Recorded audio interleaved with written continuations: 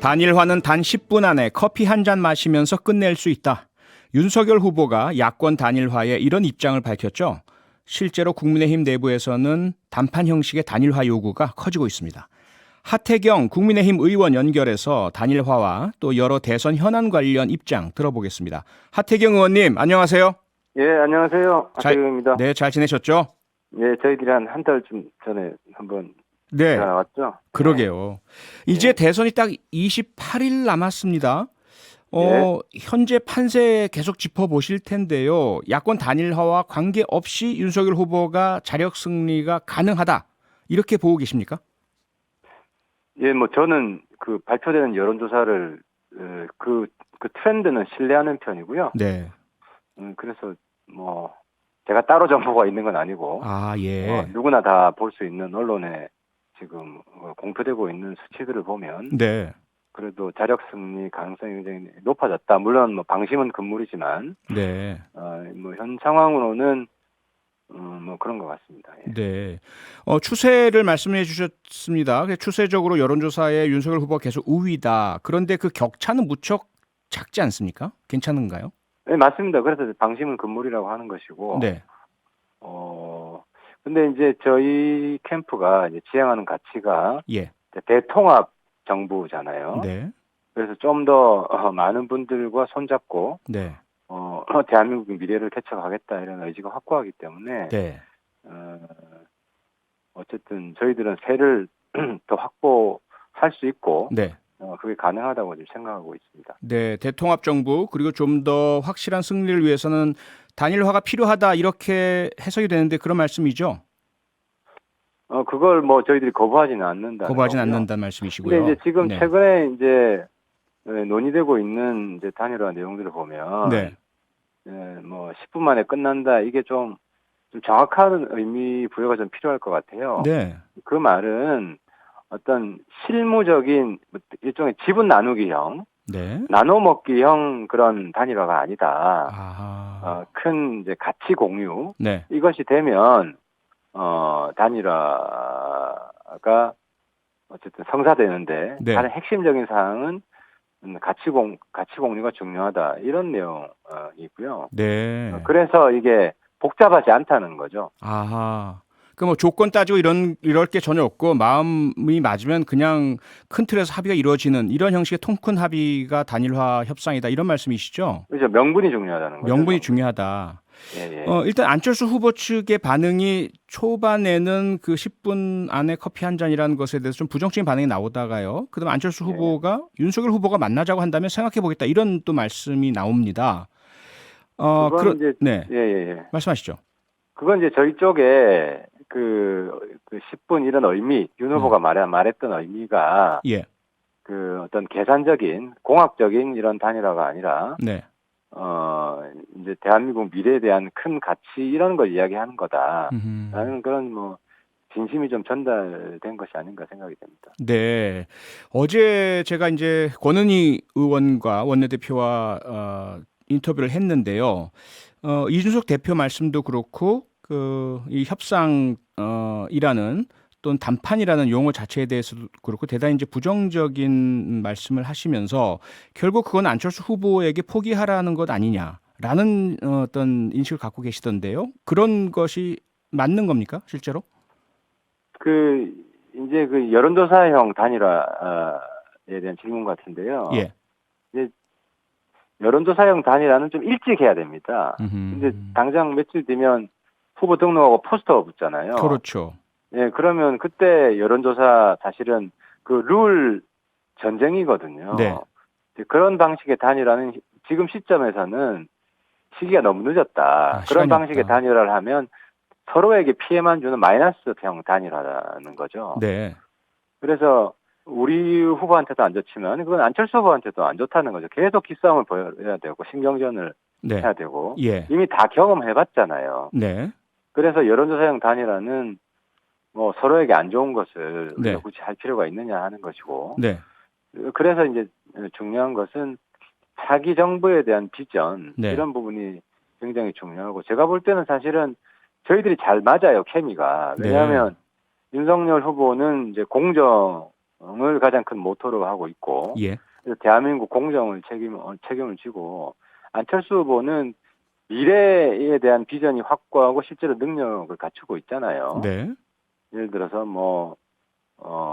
산업의 미래라든지 또 과학기술, 네. 네네. 이런 이제 대한민국의 미래 콘텐츠로 무장되어 있는 분이기 때문에 예. 이런 공정과 미래의 그런 연대 협력 네. 이런 차원에서 서로 좀 마음이 맞으면 네. 그리고 서로 역할에 대해서 네. 어느 정도 좀 분명히 공유가 되면 네. 순식간에 단일화가 이루어질 수 있다는 거죠. 네, 하태경 의원님께서도 솔직한 분으로 잘 알려져 있고요. 그리고 뭐 국민 여러분께서도 사실 관심 갖고 있는 사안은 딱 하나인 것 같습니다. 실제로 단일화가 가능하려면 국민의힘이 안철수 후보에게 양보하는 방식 아니면 거의 불가능해 보인다. 안철수 후보는 자신에게 양보하라는 거 절대로 받아들이지 않을 것이다. 그러면 그런 단일화가 아니라면 안 된다는 이야기로 지금 다들 생각하고 있는데 동의하지 않으십니까? 그러니까 이제 단일화했을 때 가장 큰 우려가 과거에 봤잖아요. 예를 들어 DJP 연대 같으면 네. 누가 보더라도 JP가 어떤 일회용 소모품으로 활용된 거 아니냐. 네네. 사실 그 당시에는 내각제 합의했지만 다 물 건너 갔잖아요. 예. 그리고 초기에 총리 한 번 하고 끝난 거잖아요. 네. 때문에 이제 서로 그런 이제 우려가 그리고 의심이 있을 수 있다고 보이거든요. 예. 근데 이 파트너십이 굉장히 지속적이고 안정적인 파트너십으로 간다. 네. 여기에 대한 상호 간의 신뢰, 확신 이런 부분들이 굉장히 중요하다는 거죠. 네. 그래서 그런 신뢰 확신을 줄 수 있는 가장 좋은 방법은 예. 후보끼리 네. 화학적으로 잘 이제 결합이 되느냐 여기에 달린 거 아니겠습니까? 네. 여론조사는 시간이 부족한데 과연 그런 화학적인 합의는 도달할 수 있는 시간이 있을까요? 충분할까요? 그 쉬운 문제는 아닌 것 같은데요. 예. 근데 인적 구성이 아시겠지만 네. 사실은 많이 섞여 있거든요. 아, 예. 안철수 후보 그분들이 예. 사실은 과거에 저하고도 같은 당을 했던 분들이에요, 모두. 네. 예. 사실 안철수 후보 본인도 그렇고. 네. 그리고 바른미래당 말씀하시는 거죠? 네, 그렇죠. 네, 바른미래당 때 네. 같이 했고 네. 그때 분들이 이제 저희 당에도 많이 있고 예. 그리고 저희들이 싸워서 이렇게 헤어진 게 아니거든요. 아, 네. 어떤 새로운 길을 개척해 보려고 하다가 시행착오를 거치면서 예. 지금 나눠져 있는 거기 때문에 아직도 서로에 대한 신뢰 네. 그리고 믿음 같은 게 여전히 강하게 있단 말입니다. 그래서 네. 이런 게 다른 거죠. 민주당하고 지금 안철수 캠프가 깨질 때는 예. 서로 갈등이 굉장히 커지면서 깨졌잖아요. 네. 저희들은 안 그렇거든요. 네. 자, 그러면 그런 상호 간의 신뢰와 공감의 소통 채널이 물밑에서 가동돼 오고 있으셨나요? 그러니까 그거를 예. 어떤 공식 창구, 네. 특사 이런 건 솔직히 저는 잘 모르겠어요. 네. 모르겠는데 저도 수시로 안철수 캠프에 이분 저분 예. 전화도 하고 아니면 만나서 이야기 나누기도 하고 그렇게 의견을 교류하고 있고요. 아, 비공식적으로는 교류를 계속 해오셨다. 네, 저뿐만이 네. 아니라 네. 여러분들이 네. 이제 그런 인연이 있기 때문에 네. 그래서 이 단일화가 이루어지는 과정도 네. 그런 이심전심에서 사회적으로 저런 가치를 공유하고 있구나. 네. 그래서 만났을 때 쉽게 타결이 되는 네. 그런 방식이 되지 않을까 싶습니다. 네. 그래서 저는 공개적으로 이런 이야기를 할 필요가 있다고 생각을 하고요. 아하. 그러면 그런 교류를 해보신 그 지금의 그 감으로요. 안철수 후보에게 단일화 의사가 있다라고 하태경 의원께서는 보고 계십니까? 그러니까 아까 말씀드렸듯이 자리 나누기 이런 네. 파트너십이 아니라 가치 공유형 파트너십이면 충분히 저는 가능하다. 서로 어느 정도 같이 힘을 합칠 수 있다고 생각을 하고 네. 이제 거기에 대해서 조금 무르익는 시간이 좀 필요하다고 보는 거죠. 네. 알겠습니다. 하태경 의원님 오늘 그 바로 방송 직전에요. 이재명 후보 배우자 김혜경 씨가 직접 대국민 사과를 했습니다. 들으셨죠? 네. 어떻게 들으셨습니까? 예, 맞습니다. 네. 근데 이제 이 사건의 본질을 좀 명확히 알 필요가 있는데요. 네. 이제 공과 사를 구분하지 못했다는 걸 인정을 했잖아요. 네. 이제 그 말은 이제 권력을 사유화했다는 걸 인정을 한 건데 네. 근데 그 주범은 사실 이재명 후보 본인이에요. 아하. 왜 그러냐면은 네. 그 사적인 업무를 하는 사람을 경기도 비서로 뽑은 거 아니에요. 네. 그잖아요. 그래서 공금 횡령을 인정을 한 것이고 의료법 위반을 인정을 한 것인데 때문에 전 이재명 후보가 그 김혜경 배우자 뒤에 숨어 있어서는 안 된다. 네. 자기가 권력을 사유한 사람은 권력을 사유한 사람은 이재명 후보가 주범이고 네. 김혜경 배우자가 그 혜택을 누린 거죠.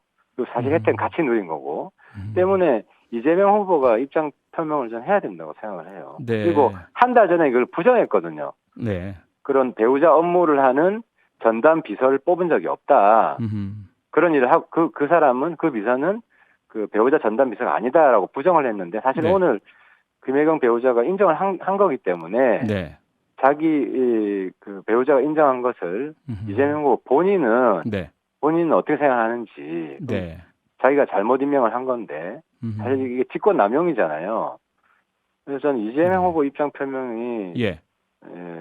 바로 따라와야 된다. 필요하다.